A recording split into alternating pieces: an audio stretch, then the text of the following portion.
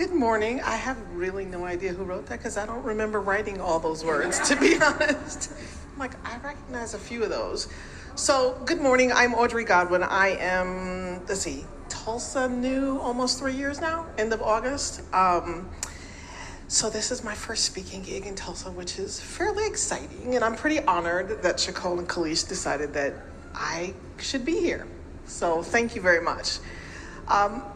I have a career as a CPA and CFO, but I have a dear passion for words. I've always been sort of hey, what's the meaning, the etymology of a word, right? So the word mentor, right, is actually from the Odyssey. It's been rooted in Greek mythology. So how many people knew that? Oh, okay. Well, our lesson for today, no, I'm kidding. So, what is it? Okay, so in this story, I'm going to read it because, Athena as mentor appears to Telemachus when he's misdirected, unsure, and lacking a sense of purpose or ability to address the difficulties he and his mother face during Odysseus' absence, right? So he is disconnected. And so Athena comes as mentor. So Athena is a goddess, comes as mentor to guide him to where he needs to go. Right? So a mentor, by definition, is a wise advisor, intimate friend who is also a sage counselor. Sometimes, so I'm going to be really honest, so I'm 61 years old, so it's the idea that it's like, that doesn't feel like that's what's happening nowadays, right? People are getting paid to be mentors. And being a mentor or looking for a mentor, that's a really intimate relationship.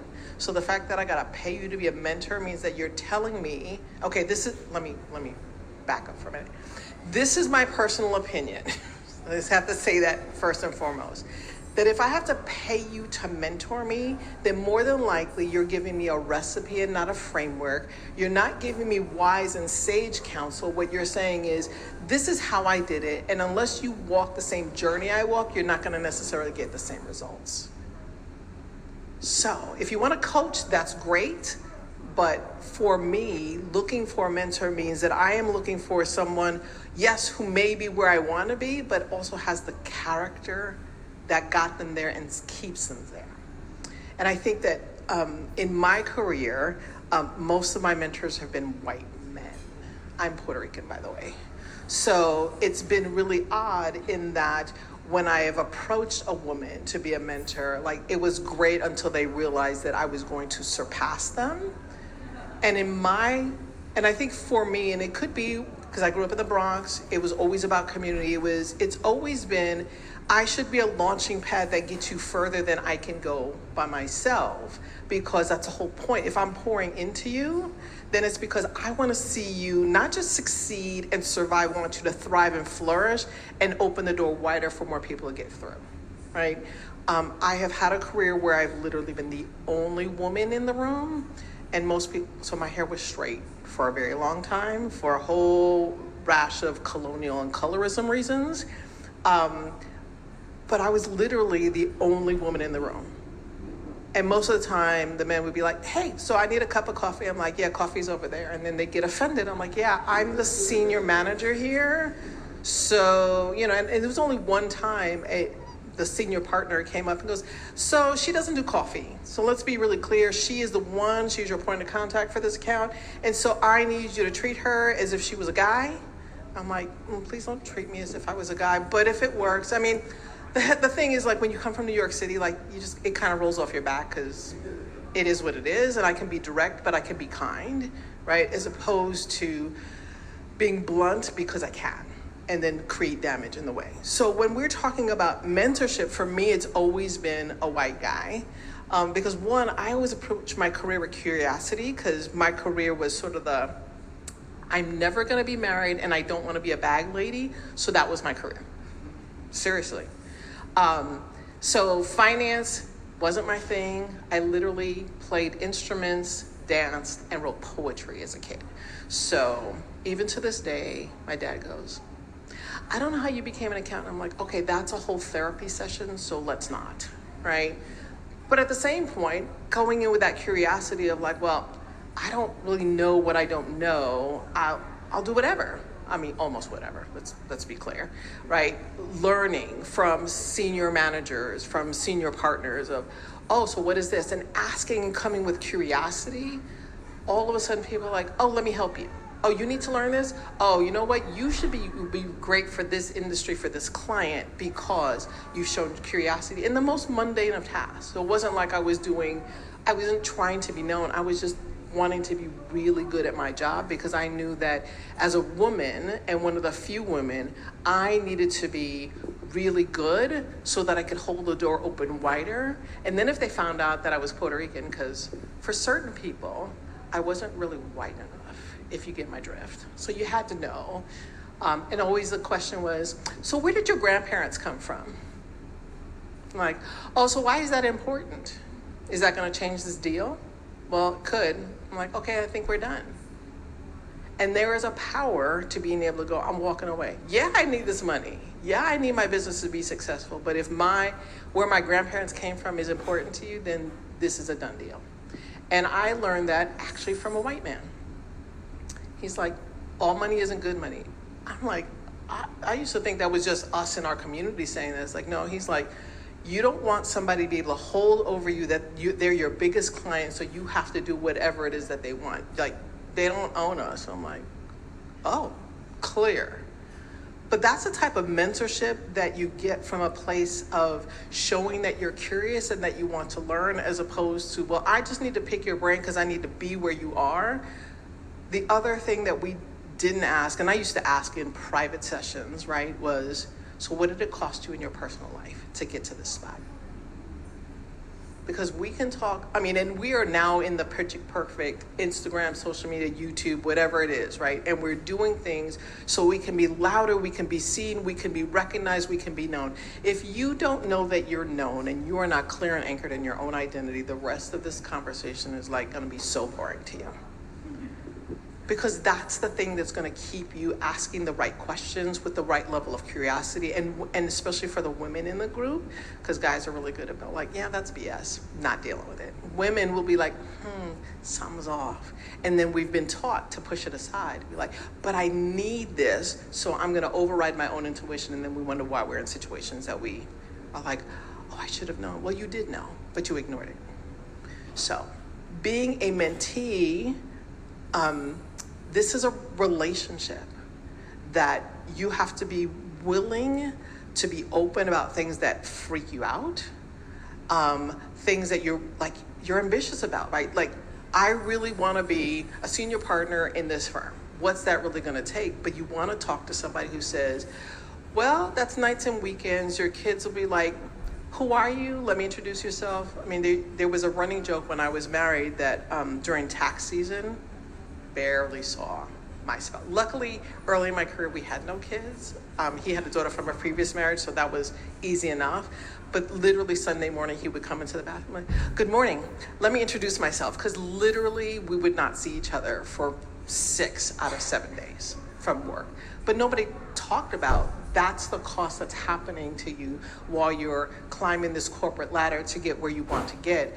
Unless you have an agreement at home, I mean, we joke, but that was sort of our agreement. It's only for this period of time. I have to learn these things. I have to become masterful at my craft so that when I go out on my own, I'm not trying to figure out all the things so that I can have this great phoenix rising out of the ashes story, which is the other thing that most mentors won't talk to you about of why are you really doing what you're doing? Now, if it's to be famous and to be known, like, be honest about it. It's cool. You may not have the right mentor for that, but you also need to know what you're looking for in a mentor, because that's a relationship. For me, it was always, even if you use foul language, like, I don't really care, because I grew up in New York, so, the F-bomb and MF, that was punctuation. That wasn't like vocabulary, it was just punctuation, right? But if you're using cuss words and using language, but it's intelligent and it's creative, that's different than just saying it just so that you can say whatever and get a reaction out of me, because I know how to fix my face. You will never know what I'm actually thinking unless I tell you. So when we're talking about mentorship, for me, it was always, I need to be able to be open enough to say, this is what I want. This is why I want it. And I need somebody to be honest and kind enough to tell me either I'm full of it or here's what it's really going to take. They've got to be willing and open to share the things that they've gone down that road. Hey, this is what I learned. How can you apply it to your situation? Right? There's no recipe. There's a framework. They help you with critical thinking. When you go to choose a mentor, yes, we want somebody who has been down the road.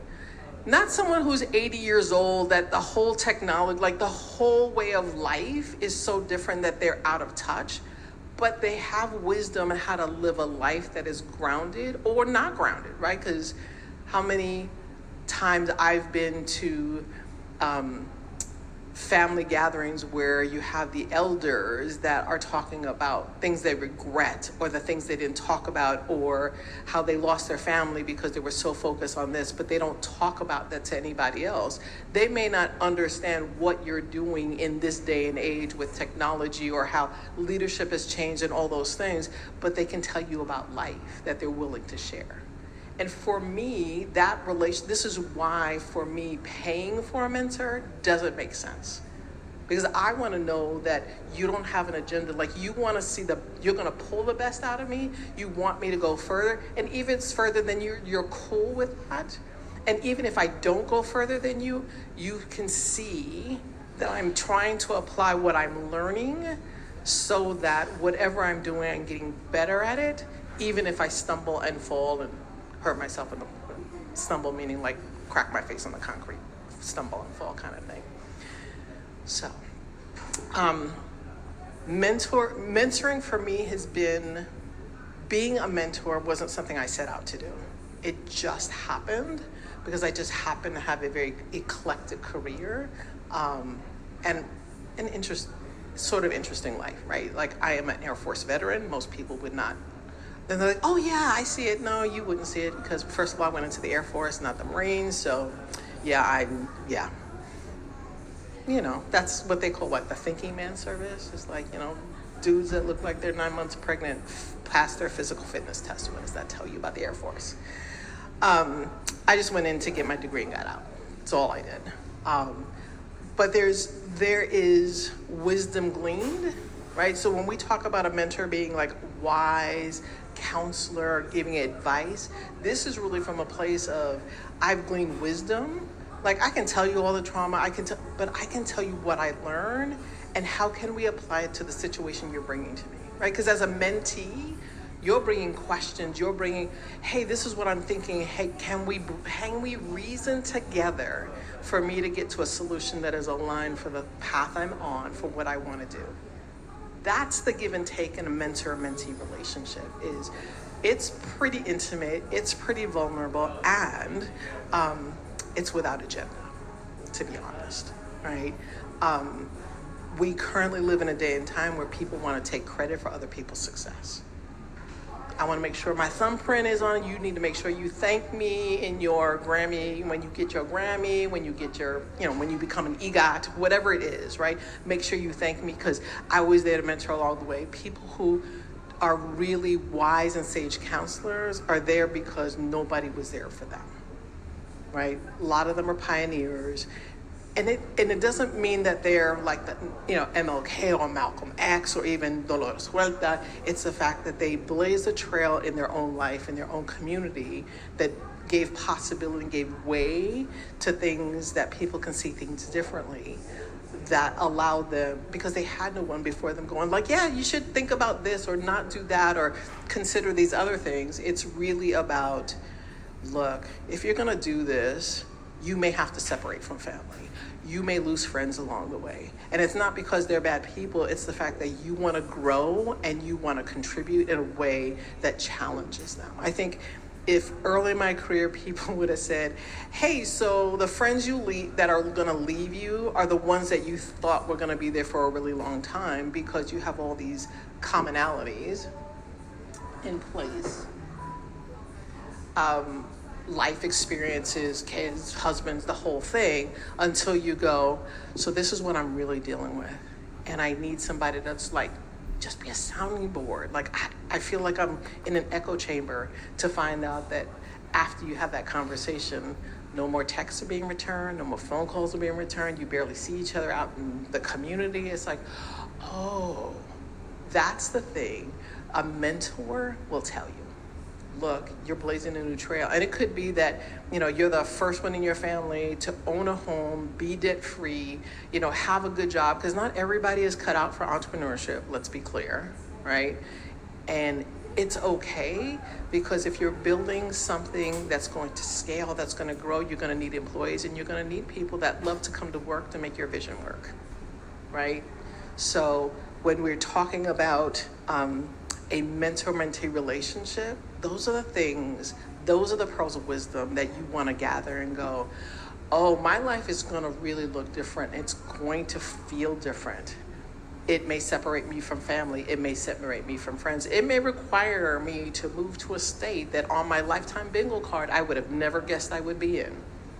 Because Tulsa is, but I'm here, right? And we get to plug into community in a different way, because I get to now be curious again, right? Plugged into different ecosystems just to help with business coaching. But like for me, it's just like, look, I can tell you all kinds of stories, because I've seen all kinds of things from all types of different entrepreneurs, because I had my own CPA firm, was a fractional CFO. So I can tell you, when you get to a certain level of income, you have to, and if you're married, if you're not having good conversations at home about this is what this is going to look like for the next 6 months, know that the cost that you're paying is not just taking a lower salary, it's putting your relationship, your personal relationships in jeopardy, because communication, honest and open communication, is really a key for your success personally, but your success with your mentor. I have not much more to share about that, because for me, mentorship is always personal. For me, I will never pay for mentorship. Probably because I was that kid who didn't have any teen crushes. Like I had Earth, Wind and Fire, Prince, Simon and Garfunkel, what's his name? Opera singer. I can see his face, can't remember. I had eclectic. So I wasn't a fan of celebrity. It was, I appreciated their artistry. So for me, a mentor has got to be somebody who's real, who's willing to be open. For me, my responsibility as a mentee was come with questions. My favorite mentor was I just had to buy him, a good cigar and a good glass of cognac. And we have these really great conversations, because I came prepared with my questions. This is what I'm thinking about in my career, blah, blah, blah, blah. And again, having it come from white male going oh, let me tell you what they're actually thinking. Great. It's and then when they have you do this, then you go, great, since you're taking all the credit, I need my salary to be bumped by 15%. I'm oh, that's genius. Yeah. There was not one time, and I'm a woman of 61 years of age who's never been underpaid in her entire career. Because I always made lateral moves. I knew what I was doing, because it was a matter of oh, you need this experience, just make a lateral move salary-wise. Once you get to this level, then ask for this bump. If they're not going to, now you have a resume that you can actually go and get a higher salary. That is what good mentorship does. It gives you sort of the keys to the kingdom, that you can figure out which of those keys unlock the right doors in your own journey. What questions do you have? Because at this point, I'm just that's all for me. Being a mentor it's been really a beautiful journey, to be able to pour into people, to be able to ask questions, to give them a different way of looking and thinking about things. And as one who has received mentorship, even from reading books from people I will never meet, right? It's what can I glean from their experience? Because I don't necessarily, I appreciate Oprah, but let me tell you, I wouldn't want to live her life, right? It's great. I would love to have my own avocado orchard, let's be clear. I could eat avocados every day. But at the same point, it's what shaped her will not necessarily shape me in the same way. Even if I have the same exact experiences, we won't be shaped in the same way. So anyway, that's my thoughts around mentorship, whether it's personal or business or career-wise. It's a relationship. Look for the character of the person that you want to mentor you. Be curious, come with questions, and even come with I don't know what I don't know, and I don't know what to ask. More people will open up to you when you are literally that honest than if you just went, I know this. But what if you don't? What if you don't know? What if you're not at the depth you need to really grasp something, but because you're like, I got this. I can't tell you how many classes I sat in that I've literally heard the same thing 1,500 times. And every time, because I'm a different person, I glean a new thing from it. Same thing with mentorship. Find your mentor that you see their life, not just their business, is I'm curious about the path that they took and how they got there, and if they would do anything different. And if people tell you, like for me, I get the question of like, what would you tell your 20-year-old self? I'm like, nothing, because she wouldn't listen. Because that's the truth, right? Like how many of us were like, we knew it all at 20, 21, 25, like, I got this. And then you're like, ooh, I so don't have this. And thank you for all the people who decided to come around and pull me to the side and be like, girl, what are you doing? What are you doing here with your career or your life or whatever the case may be? So what questions can I answer? Yes, ma'am.